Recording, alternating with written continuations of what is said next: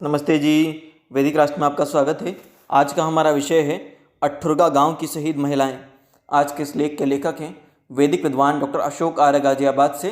आगे बढ़ने से पहले आपको बता दें कि वैदिक राष्ट्र पर हम लगातार वेद के सिद्धांतों से जुड़े विषय आपके लिए लेकर आते हैं। इसीलिए वैदिक राष्ट्र को लाइक करें, शेयर करें, सब्सक्राइब करें, बेल आइकन की घंटी को दबा दें और अपने कीमती सुझाव कमेंट अवश्य करें। आइए विषय की ओर चलते हैं। हैदराबाद के निज़ामी रियासत में जहाँ तो मुसलमानों की जनसंख्या बहुल में होती थी, वहाँ तो हिंदुओं पर जब चाहे जैसे चाहे अत्याचार बड़ी सरलता से किए जा सकते थे।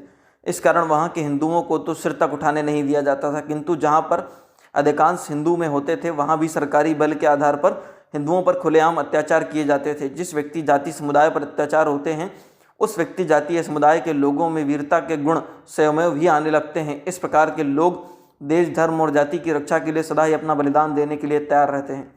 यह ही कारण है कि मुस्लिम और तानाशाह निज़ाम की सत्ता में हैदराबाद की तहसील निलंगा, जो मुस्लिम बहुल क्षेत्र में था, में प्रत्येक हिंदू परिवार का प्रत्येक बच्चा अपने में शिवाजी, महाराणा प्रताप, प्रत्येक कन्या स्वयं में माँ भवानी, झांसी की रानी लक्ष्मीबाई, अहिल्याबाई होलकर की प्रतिमूर्ति दिखाई देने लगी थी।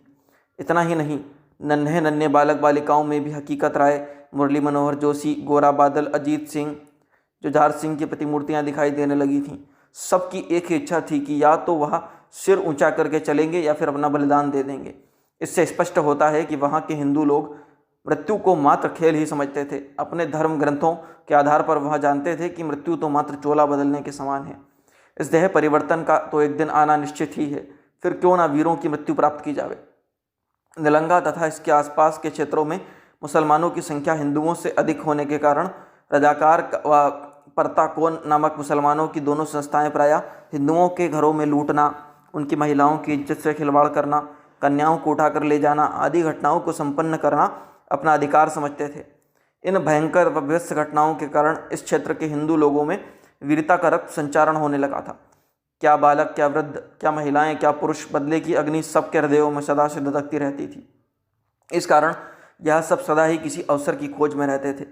यह सब मुसलमानों की इस धृष्टता वाली प्रवृत्तियों का प्रतिकार करने के लिए सदा ही तैयार रहते थे।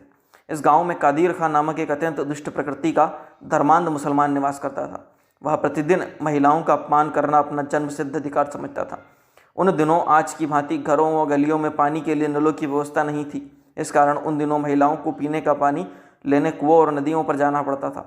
यह धर्मांध गुंडा कादिर खां साधारणतः नदी के किनारे पर ही घूमता रहता था। अवसर लगते ही नया कपड़े धोने आई महिलाओं की इज्जत लूटना अपना अधिकार समझता था।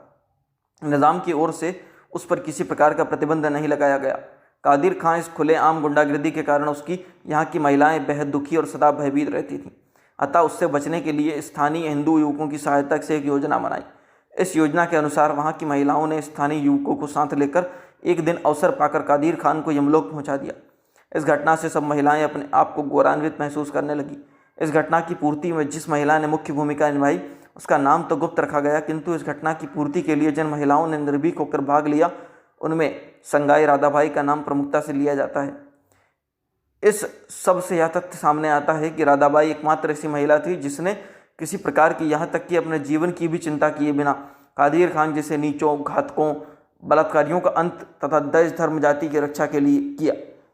यद्यपि आज राधाबाई के जीवन के संबंध में कुछ भी परिचय उपलब्ध नहीं है, तो भी इस प्रकार की स्वाभिमानी महिलाओं के सामने हमारा नतमस्तक होना स्वाभाविक है। हम नतमस्तक होते हैं।